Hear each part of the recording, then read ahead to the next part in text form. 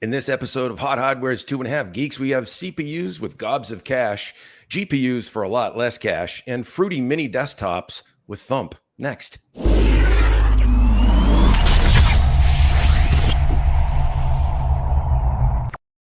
Welcome back, ladies and gentlemen, brothers and sisters. Dave Altavilla for Hot Hardware's 2.5 Geeks live stream. How'd you like that tease, huh, Marco? How'd you like that? We should probably just stop right there after that.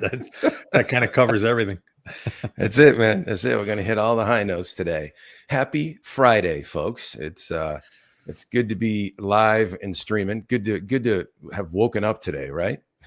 Oh my! I'm still not awake. I actually got a good night's sleep. My watch was freaking out this morning. Hey, you slept well. Great energy score, but I felt like a friggin' zombie.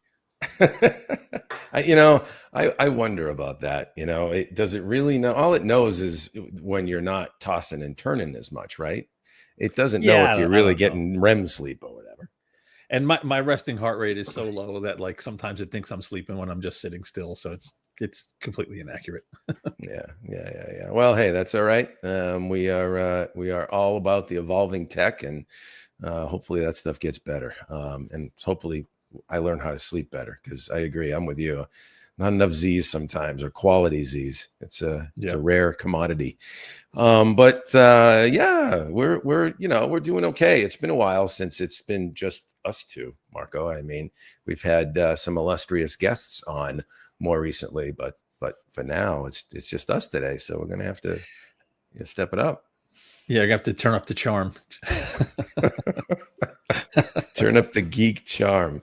Yeah, exactly. So the last stream we had David McAfee on from AMD. Great guy. Always good to spend time with David.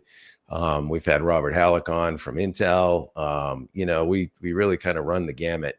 Got to get the folks from NVIDIA on. It's been a while since we've had an NVIDIAN on this cast. That's true. We should definitely have somebody on, because there's tons of GPU conversations that need to happen. So that's probably, we should probably reach out and see if we can get somebody. Yeah. So we're going to be talking GPUs today at some point, for sure. 5060 series, 5060, 5060 Ti, both launched. You have kicked the tires on the latter, so we'll circle back to that. We've got some really powerful desktop silicon to talk about. We'll step into that next. And Apple's Mac Studio, which I called a fruity mini PC with thump earlier. It actually seriously powerful for a pint-sized fellow that it is. So and then we're going to touch base actually on our a new segment, or I should say a revisited segment on Hot Hardware, the PC power supply, or PSU buyer's guide, and why it's so critically important to invest in proper power for your rig, right? Absolutely. It's definitely one of the more overlooked things. Sometimes people just use a cheap PSU that came with a case. Really not the right way to do it. It's the power supply is a really important part of a PC. Amen. Well, other than that, what have you been coaxing in your labs besides the stuff we're going to talk about today? We'll maybe give folks a tease of what's to come in the weeks ahead. You got anything new on the bench? Yeah, I actually have a couple of SSDs that aren't new. Other people have reviewed them already, but I don't know what the heck is going on with my test rigs. I have tried on 3 different test rigs, and I am not getting trace-based performance anywhere near what they should be. So I held back on publishing, and I'm thinking that something updated in Windows 11 24 H24, whatever it is, 24H2, whatever the heck it is, that's affecting trace-based performance. So I'm going to have to reformat a test rig with an older build of Windows and go retest a bunch of drives before I can publish. Other than that, it was a monstrous February and March. I think I did something like 12 launch articles between all the NVIDIA and AMD GPUs and AMD CPU. So I'm glad to be back at a more normal pace right now. Yeah, man, you've been grinding for sure, the midnight oil. So the Samsung SSD you were having trouble with, you got a Samsung. Well, it's not the SSD. I thought it was, but it's definitely something with what I'm doing with my test rigs. Chatted with a couple other folks that test SSDs. They're not having issues, but I literally can replicate it across 2 Intel rigs and an AMD rig. So it's got to be something with the way I tweak Windows or have the latest build of Windows, because my buddies that also test SSDs have like old, non-updated Win 11 systems. So I think something's changed in the recent updates. Why you always got to break stuff? Why? It's what I do best, man. I'm the hack. We joke. I'm joking with you, but we joke. I'm the hack. I find new and imaginative ways of breaking systems. Dave likes to change parts in his system and not reinstall Windows, and then spend a week fighting with it only to reinstall Windows. Come on, man! Don't tell them my warts and my foils and faults. That's how we do things. Well, anyways, hey, let's dig in on that note to the topics at hand, and I'm gonna hopefully share things here properly. Let me see if I can present an extra camera. Oh no, hang on. I always do this every time, Marco. Oh, share screen. There we go. Okay. I always do this every time. So let's get this baby on stage, and hopefully we can zoom in a little tighter on that for y'all. And I'm gonna go like this. Yeah, I'm gonna go one more maybe. Yeah, that's what I'm gonna do. So AMD's new Fire Range HX3D mobile is what we're going to talk about first today.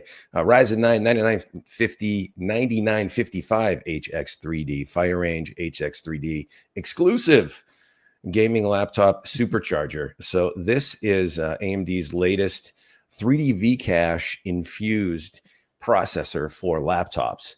And it's really more like desktop silicon, to be honest, but it is super powerful. It's got an extra, 64 megs of second generation L3 cache on board, 3D Vcache. Yep. Yeah. And what's the total? Is it 128 megs all in? Something I want to say 96. I think. I'm looking. I'm not. I was looking at the CPU Z here. See, 96 megs plus 20 plus 32. And so I was like, there you go. Yeah. That's 128. No, yeah, that's correct. It's 96. Yeah. So just crazy. We actually tested this MSI machine, the Raider, and found it to be quite powerful. Marco, why don't you dive into the particulars, and we'll take it from there. Yeah, so Fire Range HX3D is you basically take the 9950 X3D from the desktop, put it into a BGA package, solder it into a notebook, and that's this chip, right? It's full 16 cores of Zen 5, 16 cores, 32 threads with the 3D Vcache.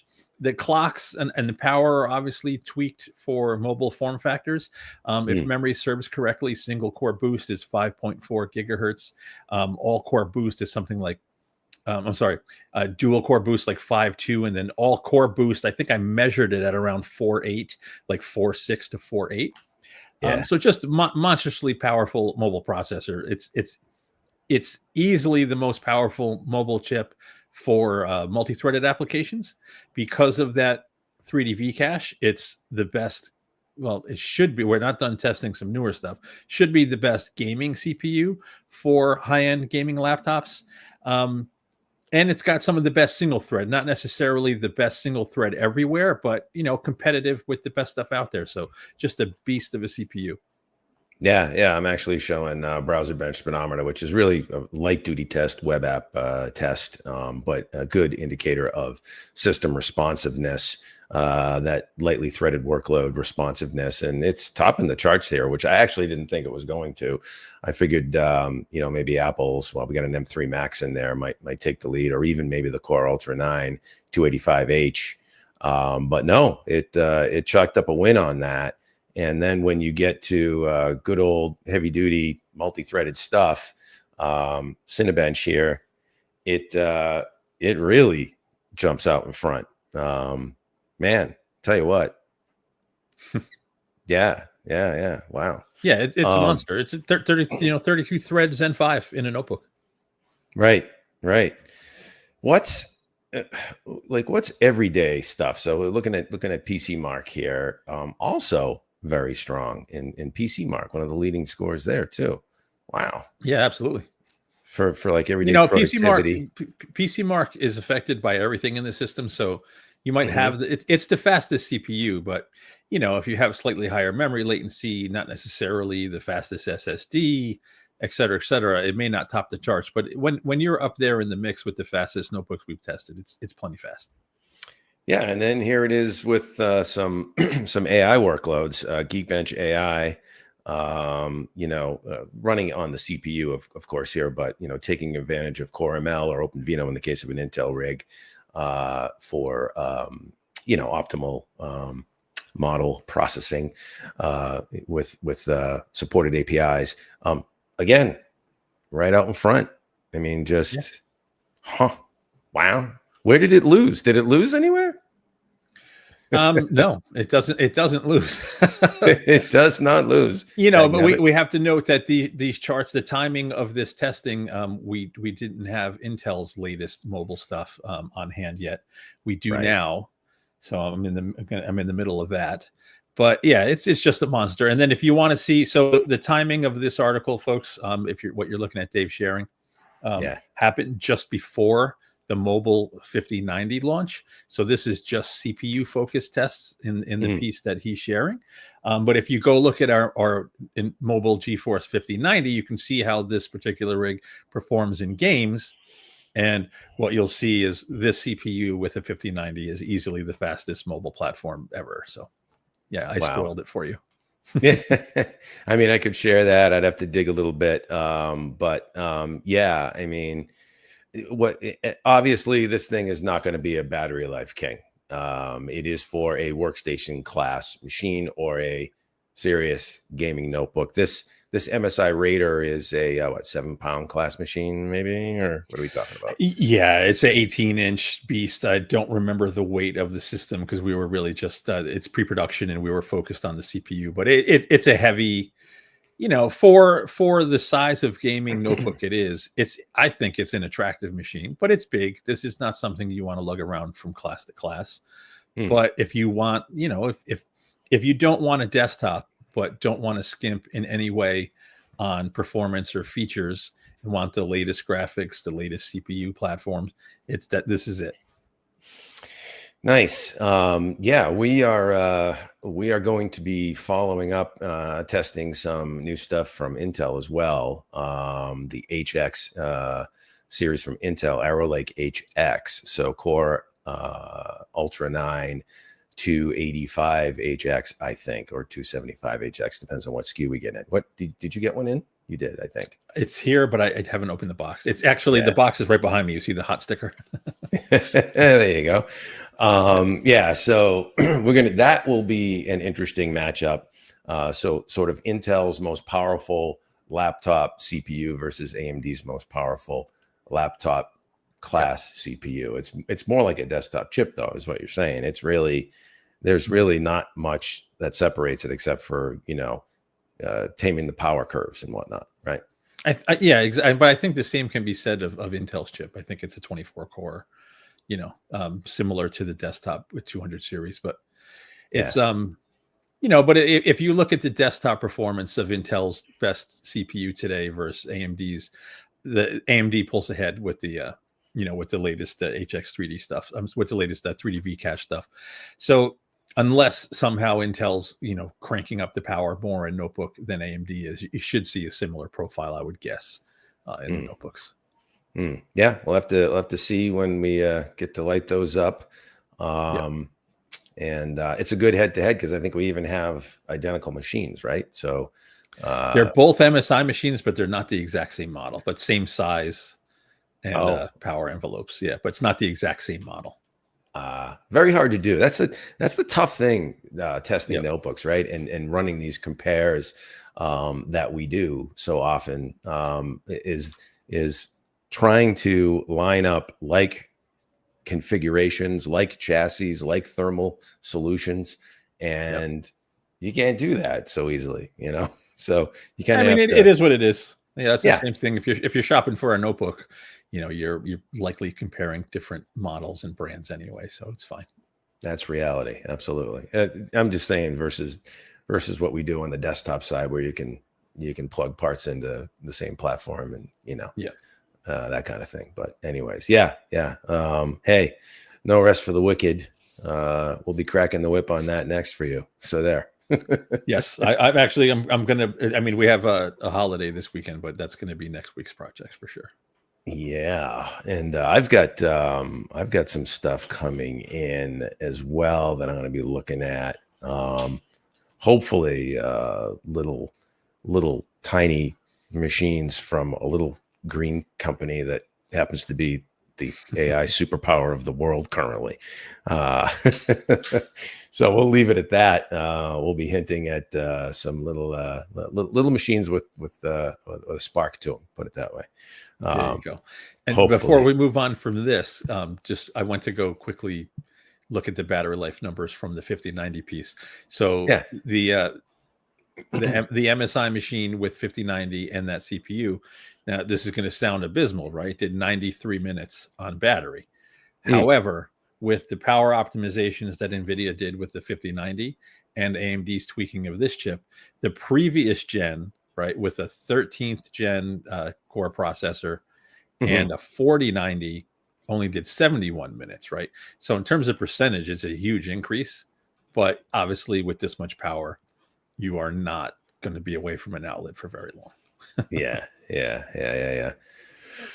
Well, hey, but if you need the horsepower and it is a desktop replacement, and I mean, ode to the desktop replacement, it is still a very strong category, folks. They hook up monitors and keyboards, and then, when they need to move it, they can, whether it's to a different room or to a different location. You still can toss it in a bag, even though you need to be, making sure you're getting to the gym and fit to carry that sucker. Yeah, exactly. You might bulge a disc, but it's all good. Yeah. All right. Well, let's move on, and I will add this back to the stage. GeForce RTX 5060 Ti review, 429 Blackwell for gamers and creators. All right, so that's MSRP on the Ti card. But this is NVIDIA's mid-range, I would say, a little bit more lower mid-range, maybe, perhaps. It is supposed to be much more approachable. 5060 gets down into the $300 price range, $299, I think, MSRP for the 5060. But we're looking at a Ti here from MSI. That MSRP is supposed to be $429. 16 gig card. It has basically it's Blackwell, but it's Blackwell tamed down a little bit. Here's the config. You can see the graphics clusters, the texture processing units, and the streaming multiprocessors. How many CUDA cores? You got 4608 in this Ti model, and 144 tensor cores. Fifth generation now. So versus the previous gen. Things still evolving with the Blackwell architecture. More of everything pretty much, but performance is a little bit, let's say it's best coaxed out with AI rendering techniques, or I should say optimally coaxed out of this graphics card. Marco, what do we know about the 5060 Ti and the 5060, its younger sibling? We know everything. We know it all. So although NVIDIA announced all three cards in the 5060 range, right? Only the 5060 Ti 16 gig models launched the other day. And that's what we reviewed. We reviewed a couple of the 16 gig 5060 Ti's. Those are the ones with the 429 MSRP. I looked and couldn't find any for sale at MSRP. But there's also 8 gig cards that launched at $399. And then there's the base 5060 with 8 gig. That's the $299. The base 5060 is coming in May, but I believe you can find 8 gig cards for sale. Basically, they went on sale the same time as a 16 gig. We would recommend spending the extra money at this point in 2025 for the 16 gig card. The 8 gig cards are definitely not going to have, they're not going to have legs longer term with the latest games coming out. 16 gigs is kind of what we consider the minimum at this point, if you can afford it. If you can't and you're only on 1080p, so be it. Not everybody's blessed enough to have unlimited budgets, but if you could swing it, save up a few bucks, get to 16 gigs. With that said,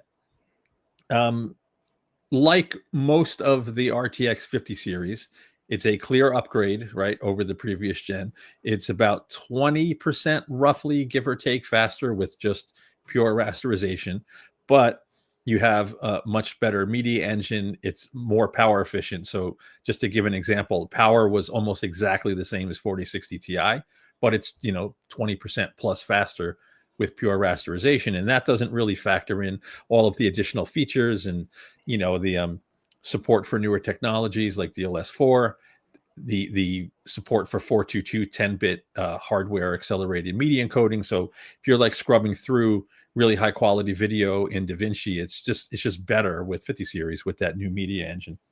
Mm-hmm. That said, if you enable DLSS4, especially with a game with multi-frame gen support, then there's no contest, right? In terms of frames put up on the screen, it's way faster than anything, right? It'll blow away like any of the previous gen cards, and it'll actually hang with like much faster 40 series cards if you call generated frames performance, right? It's smoother animation. Those frames are up on the screen, but is it the same as actually rasterizing those frames? It's not exactly. But this is where the tech is going, and I think this is the conversation that like NVIDIA and all the GPU makers need to have with gamers who are unhappy with these ML-based techniques. But the fact remains, you have to spend much more die area to boost performance for pure rasterization than you would with these ML-based techniques. And you could get a much bigger boost, with a much smaller silicon investment. So that's why you're seeing so much of it. Yeah. I just put up, this is an interesting chart. It's a bit of an eye chart, but I think folks can see this pretty well on the screen. And you're just seeing the comparisons on specs over the generations. And as you can see, it's beefed up in almost every area. And,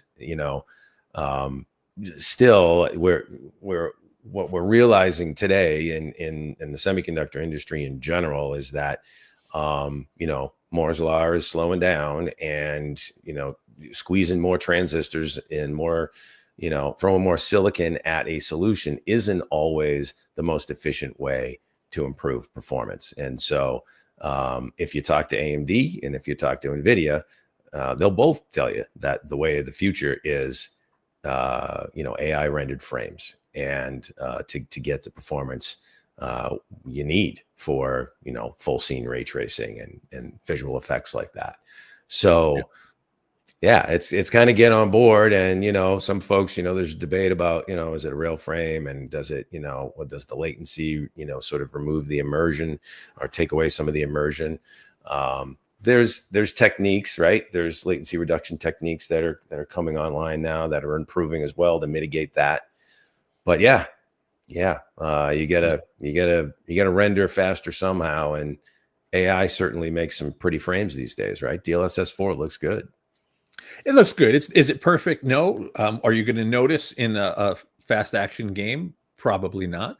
To the guys in the chat, I'll get to those questions in just a minute. I saw the questions. There's just an important point. Some important speculation I want to make on this generation while we're talking this latest graphics. We're kind of spoiled, right? So we saw these 20%, roughly 20-30% performance gains with pure raster, and everyone was kind of disappointed because we saw these monstrous jumps from RTX 20 to RTX 30, and then from RTX 30 to RTX 40, like these huge performance boosts. The difference with those generation launches and this one, so for the last couple of generations, right, there was AI assisted design for these chips, right? And in terms of place and route and power performance area optimizations, we saw some big leaps with these AI assisted tools helping build those chips. So we've had 2 generations of that already. So the aggregate improvements will probably be smaller. On top of that, RTX 50 series is built on the same process as 40 series. So don't have the benefits of a newer process and smaller benefits from, AI assisted design tools, and less of a focus on pure raster, right? So that's why you don't see this monstrous jump. Perhaps next gen we will see this huge jump. And I also think many of the issues people have with AI, assisted frame generation are going to be fixed. They're constantly improving anyway. So I just think, like, gamers, the guys that are just yelling fake frames, blah, blah, blah, we get it, right? Because it's not perfect, but don't dismiss it outright, because it's the way of the future, right? If the ground truth frames are there and some of the problems with AI assisted frame gen are fixed, what's the difference, right? You're getting the frame on the screen. So that's my optimistic way of explaining it. I could go the other direction too, but I'm in a good mood today. Well, you touched on something there that I think is important, and I'm excited to see the technology evolve further. AI assisted silicon design and optimization is a huge burgeoning field, and it's getting to the point where we're not just optimizing for performance, power, and area, place and route, right? Getting the most optimal circuit design on a silicon chip and then wafer. But we're going to start feeding the AI the software workloads to train it to then design the circuits more optimally as well. And it's a fascinating field. We talked to guys like Synopsys and Cadence, Marco, as well. These are the tools, semiconductor design tools folks, EDA tools folks. And I'm excited for that. I mean, that could be, one of these days we're going to hit an inflection point in that kind of technology where we get another gear, and it'll be fun to watch. So. Yeah, like we have there's ribbon FETs coming. There's backside power delivery. There's whatever materials. I'm sorry, my dog's freaking out. Barking dogs. Yeah, they come to. Yeah, materials optimizations coming. There are still many years of silicon development and optimization to happen, and many years of the optimization of these AI assisted tools. So so you can't expect 2x performance every gen, is all I'm saying. Yeah, we can. Of course we can. I mean, we could want it, but I don't think we're going to get it. Yeah. All right. Well, let's get to a couple questions here. Will the HX3D mobile laptops have better thermals than the Intel ones we have right now? That is an interesting question. It depends. Yeah, I think is the answer. It for me, the answer is no, and I'm going to tell you why. These platforms are designed to take advantage of as much thermal headroom as they can, and then they'll ramp down. So if it's designed to go hit 90 degrees for maximum performance, it's going to go hit 90 degrees. It's going to keep cranking the voltage and frequency until it hits 90. So in terms of maybe aggregate thermal output, it's probably going to be close. Like the Core Ultra 200 series was a big improvement over the Intel 14th gen, but AMD's chips have historically, been more thermally friendly. But in these constrained mobile platforms, they're going to use all the thermal headroom they can just to achieve maximum performance. So if you're sitting there measuring peak thermals, I would bet you're going to see both platforms hit the peak that they're spec'd out for. Yeah, we're gonna have hands-on access to that in the weeks ahead, actually, and maybe we can come back and at least answer those questions on hot hardware, if not in a future stream. But we should have a good sense what that looks like, right? Between the two of them shortly. And I always post the thermals and frequencies for like PC Mark runs, and a PC Mark run, it has a bunch of bursty workloads, and then it has POV at the end, which will hit every core. So you could see the steppings on frequency and temps with different workloads. And I think on every notebook high-end notebook I've tested, you always see them go hit, up near 90. But on these new ones, don't have the data yet, but we will soon. Yeah. And Nevin just checked in. Good evening from Croatia. Did I miss the 5060 topic? Nevin, you did.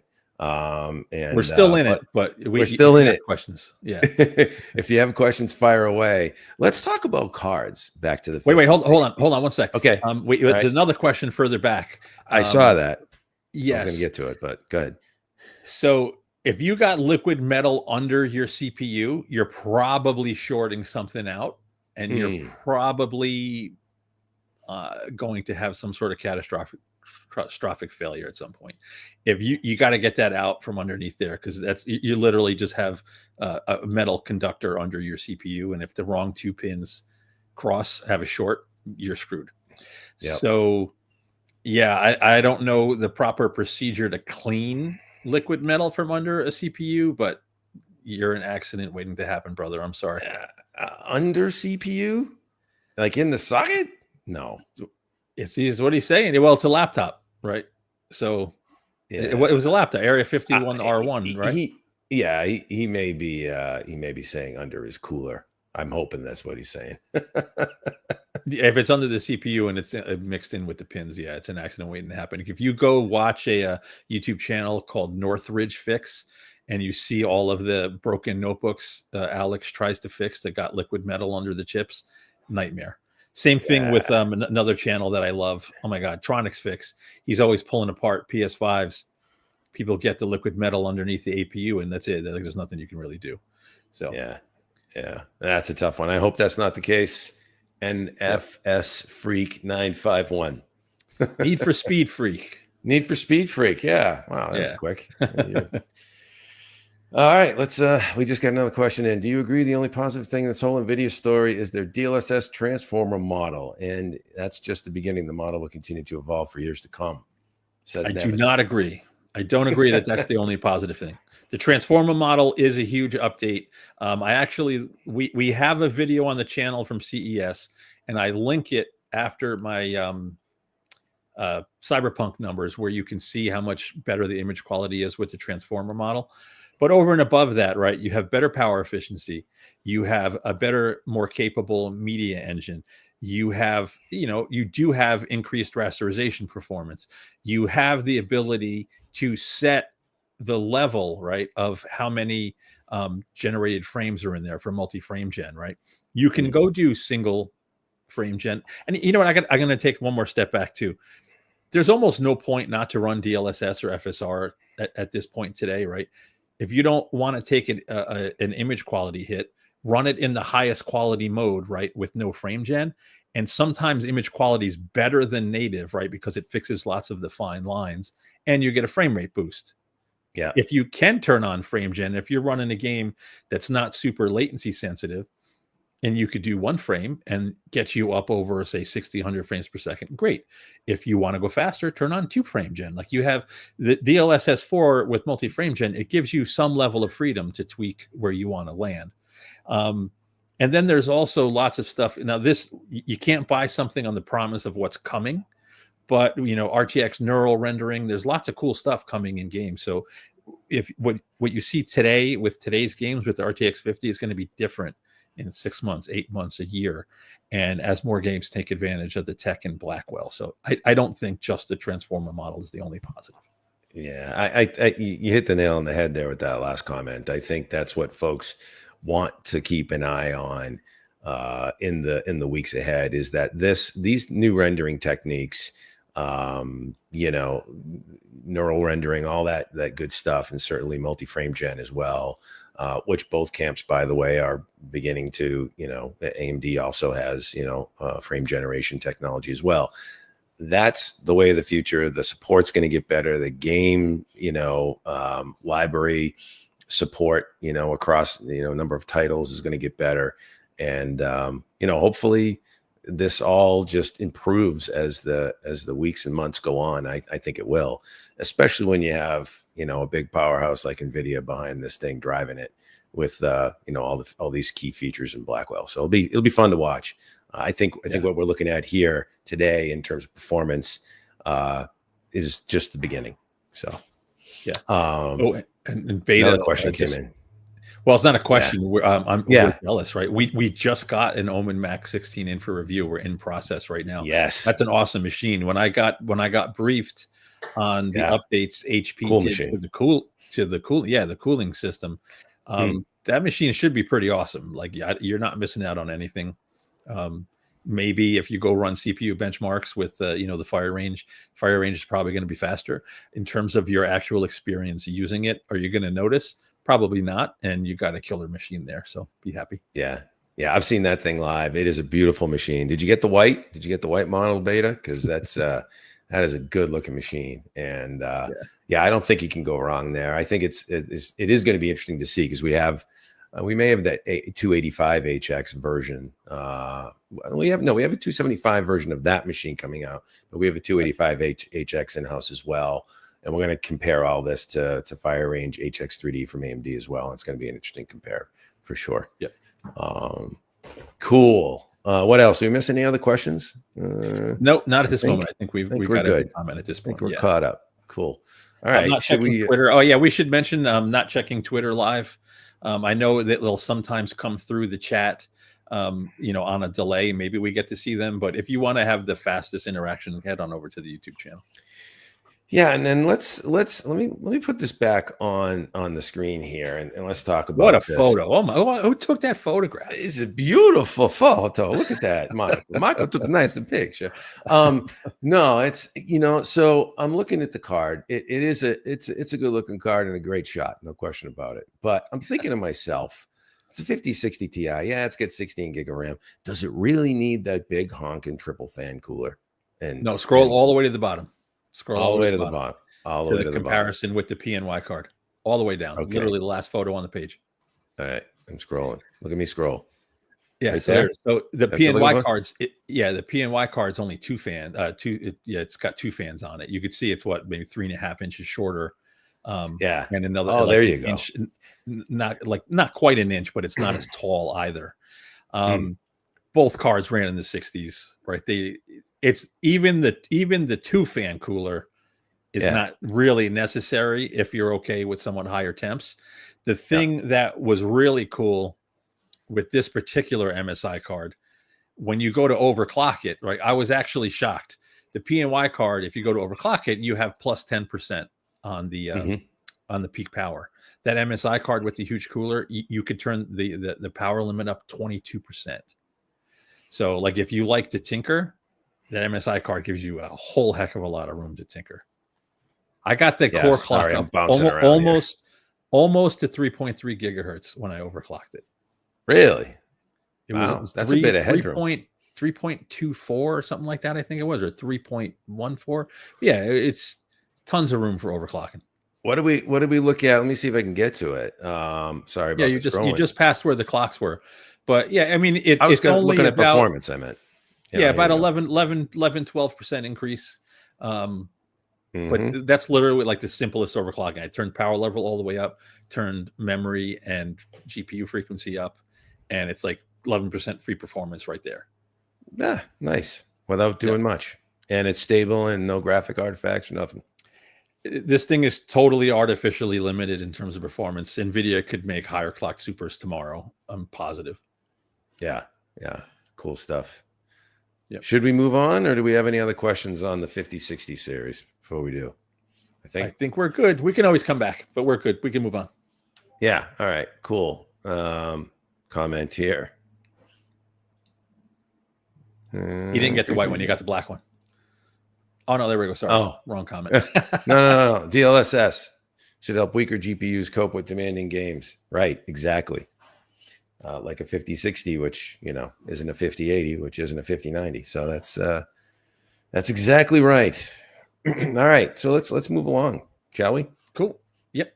Let's talk about where we want to go to next. Let's go to the Apple Mac Studio, because man, this thing is an interesting machine for sure. We have an M4 Max powered version of the Apple Mac Studio. Big Gains Petite package is what we called it. And this, if we look at specs, what happened to my oh boy, what did my specs? Let's see. There we go. That's the page I'm looking for. So we have an M4 Max, so 10 performance cores, 4 efficiency cores, boosts up to 4.5 gigahertz, and a 16-core neural engine on board, and a 32-core GPU, M4 Max GPU. So it is a decked out machine, 36 gig of LPDDR5 on board, and a terabyte PCI Express 4 SSD. Ben Funk took it for a ride for us and found it to be a pretty powerful workstation solution. And as you can see, sitting next to a small monitor there, I'm going to say that's maybe a 24-inch, maybe a 27. For us, it's small, right? That might be a 22. Yeah, that's pretty.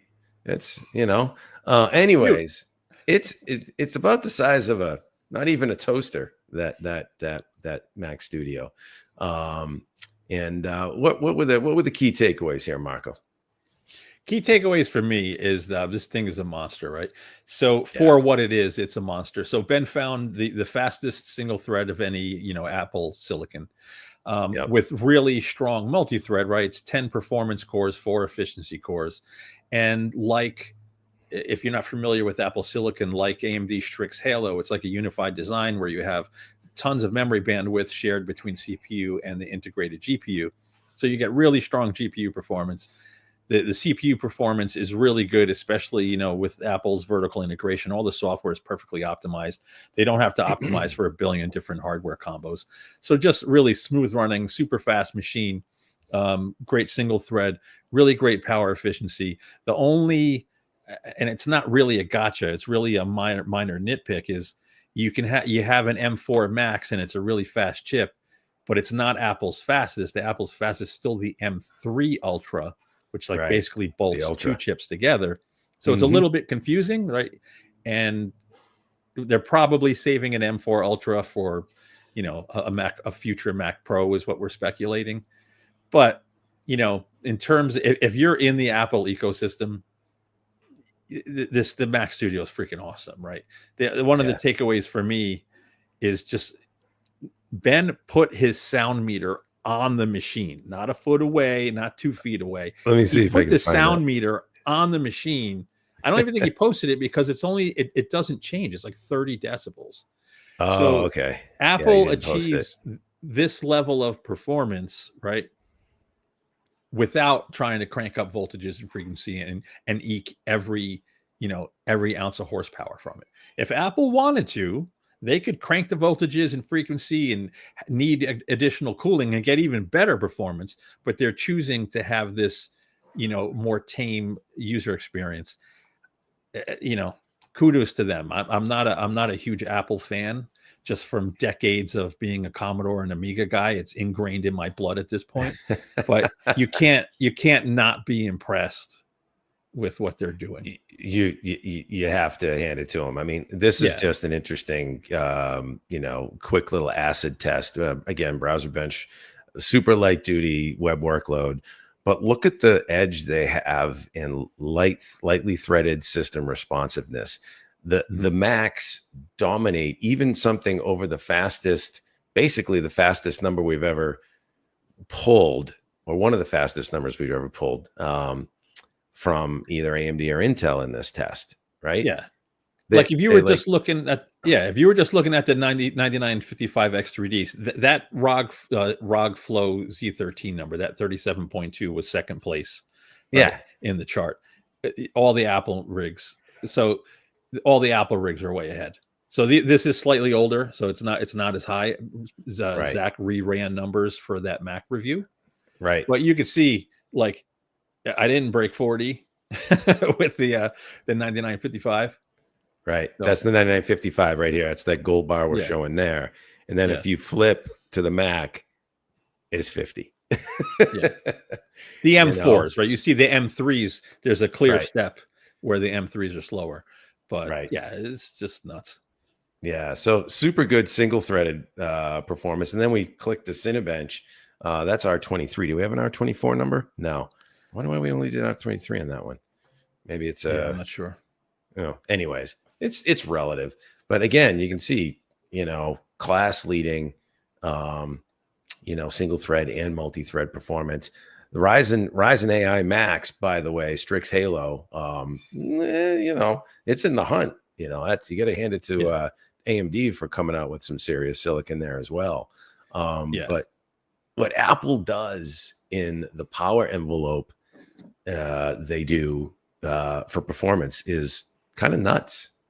Kind of nuts. Yeah, it is. It really is. The thing to consider, to remember though, with those Strix Hello numbers here, that's a tablet form factor. Right. I would love to see what HP's mini workstation Mini does. Z. Yeah, man. Yeah. Yeah, that little toaster size. We're going to get that in, by the way. I think I have the HP 14-inch laptop coming in to test as well.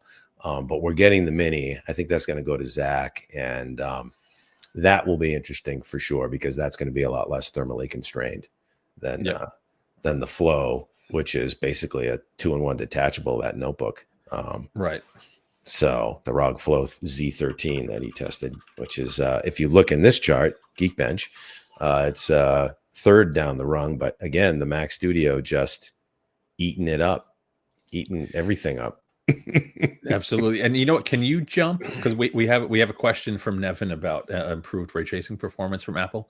Can you jump to the 3D Mark Solar Bay performance? I think it's the last page, third page, page 3. Yeah, gaming test. Let me.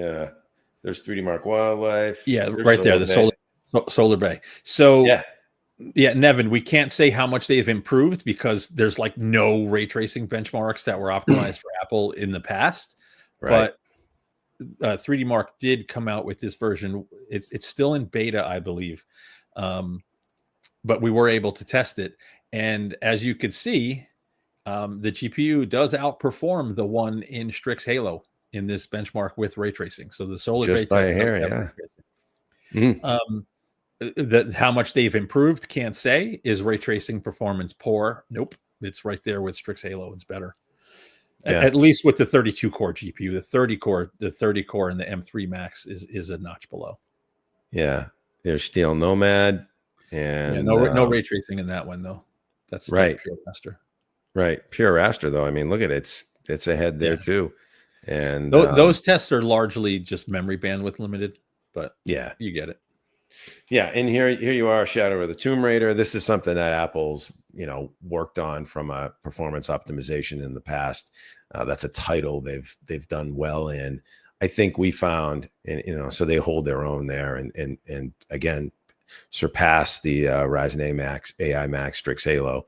But I think we found it was, excuse all these ads, Gears Tactics. This is a case where not quite optimized. I wonder if it's running under emulation. Or is that it is. Yeah, it is, right? Or whatever it's called. Yeah. So, Apple's still working on gaming performance in general, but you got to hand it to them for putting together a solid solution with the Mac Studio. Any questions in the chat on that, Jimmy? Just that one from Nevin. Okay. Yep. All right, cool. Basically, Macs can game. They just have to get people to make games for the platform. Exactly. Yeah. Do we miss anything in terms of performance? I don't think so. Like the band on the last page does have the like Apple only kind of, if you're in the Apple ecosystem kind of test versus some of the other Macs, right? Which is really what lots of folks buy these machines for, and it's what you expect, right? Where the M4 Max can stretch its legs, it's faster than the M3s. Mm-hmm. But yeah, it's just is it a huge jump in some areas? Yeah. Yeah. Export 4K HEV video file. Nice gains there. If you're doing polyphonic synth tests in Logic Pro X, yeah, it is ahead there. And what else? There you go. While Dave's scrolling, I will say, thanks to Ben's efforts, our Mac reviews are the best on the web. So, like, if you really want to know how a Mac performs, come check our stuff. He's done. As soon as a new machine comes, Ben buys them. Right? He's a huge Apple guy. So we have multiple generations of fresh numbers. So you could come look and see. I dropped a link in the chat, and you can check that review out for yourself. Yeah, Ben Funk does great work, and copious benchmarks, lots of deep dive goodness for sure. Any other questions? Are we good to move on and wrap this thing up on PC Power Supplies? Let's move on. Let's do it. let's shift gears, and we'll talk about PC Power Supply's buyer's guide. Top tips to power any gaming rig or content creation rig, we might say. And so, it's funny. I think what spurred this was the impetus for this update on a buyer's guide for power supplies was a tragic story of someone having, which GPU got like totally toasted. Was a 4070 got like 4070 totally smoked because their PSU didn't have overcurrent protection or something like that, right? Yeah, exactly. And it was a bad scene, and you just don't want that. It's like there's probably two things I think that go underappreciated with desktop PCs, right? And that's the PSU, which you got to have. It's like the foundation, and then your display, because you're staring at it all day long. Don't forget about a quality display. And then maybe SSD, I think, is probably in there too. You got to have a good SSD. But you need all good stuff. Don't skimp. You need all good. This is true. It's true. Get the best you can afford, period. That's it. Period. Yeah. Just buy as much as you can and as best you can. But but the PSU is critical, power supply. And there's lots of different configurations and variants out there, different wattage ranges from 500 watts to 1500 watts, and gold and platinum ratings and all kinds of specs. And what we intended to do with this piece, which I will put back on display, is sort through the the various different high points that you need to pay attention to get a quality PSU for your build. So, Marco, why don't we dive in and talk about what matters here? All of it matters, right? You need to. Well, it does, right? You need to make sure you have enough headroom that your power supply is not running at the ragged edge. You want a efficient power supply so that you're not just wasting power willy-nilly or pumping out the excess heat for no other reason than it's an inefficient unit, right? You want to get one with the right connectors for your hardware. You want one with the right form factor for your build. Is it a mini ITX build or is it a full-size ATX build, right? There's all these different considerations, and Bruno really runs through everything and makes recommendations based on like real world math of how much power these components use, right? Now, like just about everything in the PC space, if you can afford bigger, more, better, usually doing it builds in some headroom for you. But if you can't, you have some guidelines here on what you can follow and kind of what ranges you need to be in. And on top of that, we have some of the, not necessarily the lowest priced models, but the best deals on high quality models at the bottom of the review. So if you're looking for a specific model recommendation for a specific power envelope, we got you covered here too. Yeah. So, and I just highlighted this little bullet list here because it's a quick high level swag at, okay, you've got this kind of horsepower on board in your machine. This is the power envelope you should be looking at to have for a power supply. Budget builds at 550 watts. Then you get up to Ryzen 5 or Core Ultra 5 and a 5060 or RX 9070. You're at 650 watts. And so on and so forth, all the way up to, hey, if you're going to run a 5090, and a Ryzen 9 9950X 3D or one of these top chips, Core Ultra 9, you really want something in the 1K watt range. And then there's efficiency ratings, right? There's 80 plus is kind of the standard issue right now, but bronze, gold, titanium. How do we sort through that, Marco, properly? I mean, basically, the higher up the stack, right, the more efficient they are. Any of the 80 plus means they're greater than 80% efficient. Right. There is a forgetting the name of the more stringent standard. Cybernetic in here. Yes. Cybernetic. If you get one with that certification, even better, right? If you go 80 plus silver is the base, 80 plus gold, 80 plus titanium. If you're 80 plus gold or better with a reputable brand that's not faking the 80 plus certification, you're generally good to go, right? It's important to stick with a reputable brand, because people lie, like the no name brands just completely BS the power output constantly.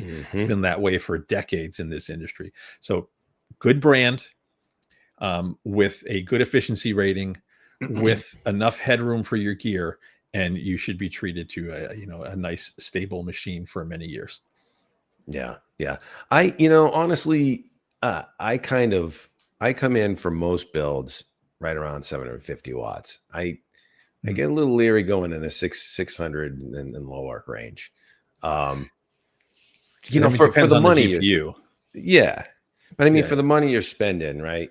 Is it really worth it? Like, get a little extra, go for a little bit more efficient. Here's one from ASUS that's 750 watts for $110. Yeah, 8-year but I mean, warranty. you do have to you do have to consider your GPU though. Like, just in my 5090 review, with it's literally just the 5090 and a 9800 X3D and a drive in the system. So like no extra cards, nothing crazy. I measured power usage of 800 watts while gaming, right? You really need 1,000-watt power supply. You want that 20% headroom for transient spikes. So yeah, with like a 5090, you 1,000 watts bare minimum. Yeah. Yeah. Yeah. Yeah. There you go, Nevin. The PSU and motherboard are the foundation of a build, and I never skimp on them, although most people consider them less important and look for ways to save money. Why is that? I don't know, man. Yeah. The other thing to consider is the power supplies are most efficient when they're under 50 to like 75% load. So that's really where you want to be, right? Get a power supply that your hardware taxes between 50 and 75%, and you're good. Yeah, I really like these these Corsair power supplies. There's a shot of one right now. They make some really good stuff. Modular is another important consideration, right? Like a lot of folks, you want to minimize cable routing and keep things as clean and neat as possible. Use only the connectors and cables you need for the equipment you have in your desktop. So modular is the way to go, man, because you can plug in only what you need and not plug in what you don't need and keep it clean. And there's the backside. Go ahead. Yeah, the only change I would have made to Bruno's recommendations. His recommendations are perfect. A partially modular is like the best of both worlds, because every system is going to use the ATX 12 volt. Every system is going to use, any system with a discrete GPU is going to use either PCI Express or the ATX 3.1 connector. So if those are soldered, fine, because you're going to use them anyway. And then the rest should be modular. Yeah. So modular or partially modular. Yeah. Good points. Yeah. Partially modular. What did we built this Corsair based rig a while ago. That was mostly modular, I believe. Yeah, and you got the nice side mounted connector, so nice and easy routing, good stuff. Yeah. Marco is absolutely a ninja when it comes to cable routing. He's very good. Not anymore. I'm losing my touch. I got to build more rigs. I know you're used to just slapping them together for testing and not having to worry, leaving the sides off and not have to worry about it, right? Yeah. I used to have, everyone bugging me for new rigs constantly. It slowed down a bit. So if anyone wants to build some new gaming rigs, come hang out. Let's do it. Yeah, absolutely. We should get together with, maybe the guys at Main Gear again. We've built some rigs with them, and we've done some builds ourselves. But yeah, I think it's time to maybe get a sponsorship going. Maybe we can build one and give one away. There you go. We haven't done a giveaway in a while. We should definitely do that. Yeah, we should give away some gear. We for a while there, years back, we were giving away like a system a month. And I'm talking full up gaming rigs. So that could happen again, folks. Yeah. It could. Partially modular doesn't sound good to me from a marketing perspective. Okay. I don't follow that humor, but that's okay. I'm a little slow. It's all good. All right. Well, I think we should wrap because we are at the bottom of the hour here. And I think we've covered all the good stuff. folks. I've dropped a couple links in the chat, but make sure you stop by hothardware.com where you can find us on the web. Hit subscribe, of course, so you get notified when we go live and do some more streaming. We a lot of times have senior execs from AMD, Intel, NVIDIA, you name it, on. And I think I think we're lining up. I did get tapped by one exec in Intel, by the way. So we may have somebody talking workstations in the not so distant future. So stay tuned there. Could be interesting. But yeah, hit thumbs up and subscribe. Make sure you get notified and you support the channel. Drop a comment or a question, and we'll try and get back to you. And twitter.com/hothardware, youtube.com/hothardware. We're everywhere. We're on LinkedIn too. We're like the scourge. Marco, any parting words before we sign off for the weekend? No, I think you covered everything. And even if you were here and you hung out with us, even if we answered your question live, do us a solid, throw a comment under the video, help that YouTube algo. We're trying to build a channel. And yeah, that's all good stuff. I think you covered everything. Absolutely. And until the next one, we will thank you for stopping by.